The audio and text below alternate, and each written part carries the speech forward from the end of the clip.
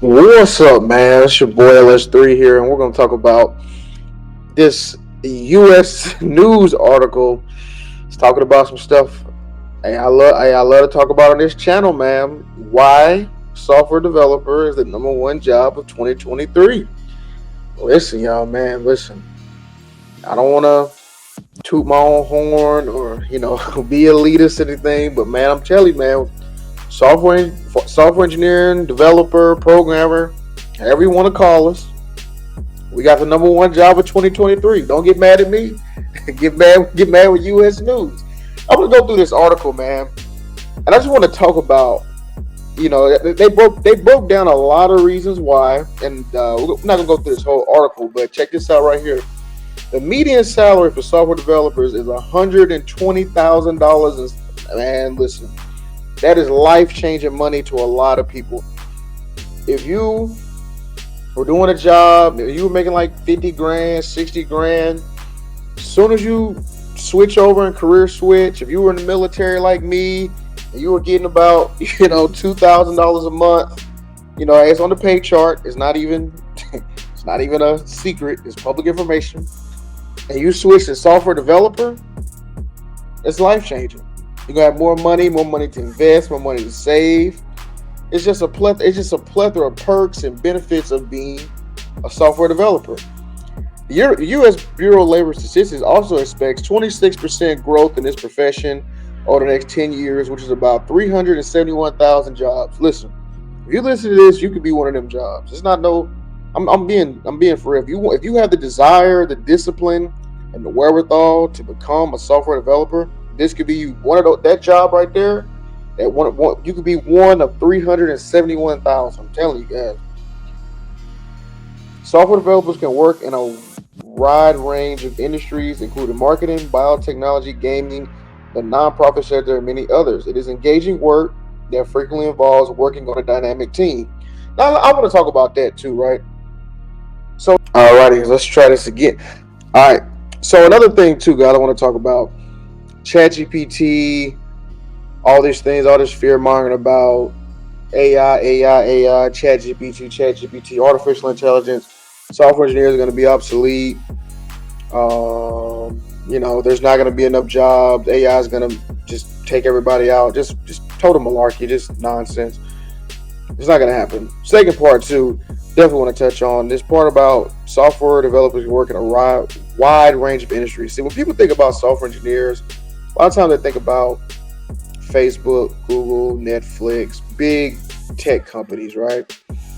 But in reality, guys, you can work as a software engineer. I see jobs at Home Depot. I saw KFC, McDonald's. I mean, they need software engineers. You wouldn't even think about it, right? But they do. There's the government, biotech, like you said right here, logistics companies need software engineers, people who can build out applications, internal tools, set up the infrastructure, data pipelines. There's so many different avenues to become, or so many different avenues and different things a software engineer can do within an industry. There's so many different industries that's why I laugh when people say things like that, man. I mean, what are you talking about? Okay, there's tech layoffs too, right? That's another thing too. When people talk about tech layoffs, well, a lot more people are hiring outside of that too, and a lot of those other people are absorbing, like banks and financial institutions. Everybody needs. We're in a digital information age. Software engineers are the people that are the builders of this infrastructure. A lot of times, there's other people as well. I'm not gonna say that other people aren't important, but software developers are critical in a lot of infrastructure.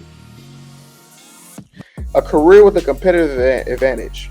Not only does just about every industry need to integrate technology into their business practice, businesses also need to keep up to date in this fluid, dynamic field.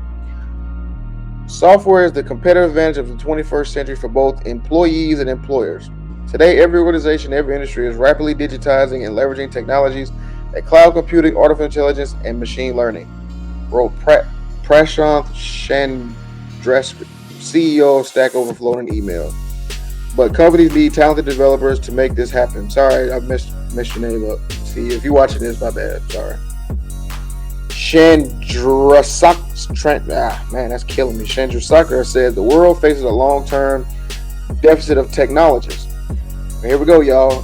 Forecast by 2030, global consulting firm Korn Ferry estimates the U.S. may lose $162 billion worth of revenue annually due to a shortage of tech talent, and global that number rises to 8.5 trillion. Trillion. So workers with tech talent are in demand, guys. Listen what I'm saying, man. You guys don't, man. I'm telling you, man. There is a tech talent shortage. I'm telling you, I try to push this to people. I try to tell people. Sometimes people don't want to hear it. People will get discouraged, like, oh man, it's too much work. Oh, it's too much this, too much that. Well, hey man, these are some drastic numbers. 162 billion in America and 8.5 trillion globally. Businesses also need to keep up to date in this field. There are always new ways of doing things, new technologies coming down the road. Just keeping up with changes and trying to be competitive that necessitates that you look for software engineers and developers for your work staff. Kevin Collins, Director of Career and Professional Development Center at Carnegie Mellon University, it's very difficult to be competitive without making a concerted effort to identify and recruit those kinds of talent. So now we're going to talk about this supply and demand, guys. Supply and demand and balance for technical skills, as well as the high salaries associated with software developers, are drawing attention throughout the world. Globally, educators and governments have noticed the skyrocketing demand for technical skills. They're starting to bake software development into school curriculum, in some cases starting before the age of 10. That's a fact. So guys, I definitely want to go ahead and just promote this, guys. Guys, I want to help you guys learn how to code. I want you guys to get into this industry. If you guys want to book a call with me, guys, I want in the link in the description.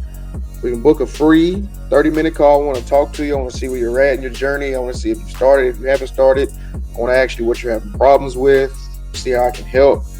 Because I want you guys to, trust me, I was in your situation. I was a veteran getting out the military. I did not know what I wanted to do. I kind of fell into this field. I can't even say I chose it. I felt like it chose me in a lot of ways. And I told myself I wasn't going to quit. And I went through a whole bunch of rigmarole and nonsense. And I know for a fact that it's a lot of stuff out there that can get you off the path, get you discouraged.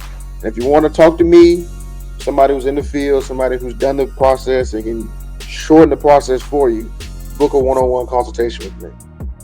All right, so technology has become a part of a greater variety of jobs. It also feeds into the demand for software developers. Clinical research, for example, may use Python for data analysts, and as machine learning and artificial intelligence are increasingly democratized, financial analysts, for example, may use AI to automate the invoicing process. That's another thing too, guys. You don't even need to be a software developer. When you learn how to code, being an accountant, in finance can help you learn how to code. Everyday life, anything like business owners, people in sales, marketing, it's almost like writing in cursive at this point, or writing, learning another language. I do believe programming, coding is another language. You're actually communicating with the computer. So it's the same process. I speak other languages, so I know it is the same process almost. You got to have grammar, you got to have sentence structure, or if you don't do it right, the computer's going to be like error. Just like when you say something to somebody in a language and they don't understand it, be like, what? Huh? Okay? It's the same exact thing. Almost most knowledge workers will eventually benefit from some familiarity with software development, as it touches many aspects of daily life and work. Cars, phones, appliances, and many services on the internet that are available on these devices improve people's lives, and that all rely on software. Software development as a career is the best place for creative people to invent this future. The excitement of creating capability that changes the lives of people for the better makes a software career very attractive, wrote Thomas Longstaff, Chief Technical Officer for Carnegie Mellon Software Engineering Institute, in email. This institute creates new capabilities for software development and software engineering. I'm telling you guys, listen, he said it right here. Guys, anything you guys can really think of, if there's not, it's just so many things, man. It's like with all this information, all this data, just you can build something that can help you in your everyday life. You can build a calendar list for certain people, a book and schedule appointment for something you might need in your business. You can help other people's businesses. You can create like a social media site. Let's say you're a car enthusiast. You can make a social media site for just strictly car enthusiasts. It's so many things that you can build, and there's so many tools and technologies out here that can also help you facilitate that. Guys, I'm telling you, man, I love this, man. I love talking about this. I love this. I love this article. The startup industry has grown over the last 2 decades, and software developers are needed to understand product ideas for apps or other platforms, as well as the marketing of those products and the technology they require. Growth in other industries like finance also offers opportunities for software developers. Quantitative analysis is becoming a big part of the finance industry. High frequency trading firms interested in making trades at lightning speed depend on software developers to make the programs. You see it? I was somebody. Hey, I'm telling you, man, traders, you forex traders, they trading options traders, man, you could, hey man, take notice. Well, you already know if you're in that field, you already know. I mean, I've seen people talk about bots and different trading platforms of that nature. The COVID-19 pandemic shifted a lot of people's daily lives online, and this sped things up for the field of software development. In fact, the first 3 months of the pandemic pushed us forward 4 years in terms of the volume of cloud-focused questions asked and answered on Stack Up. That's what I'm saying, man. Listen, that's another deal too.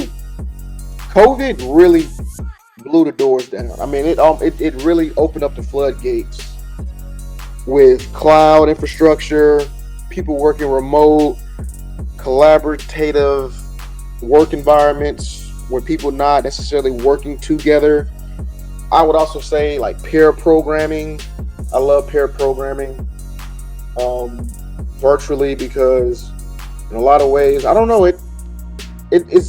it's just as, if not slightly better than pair programming in person.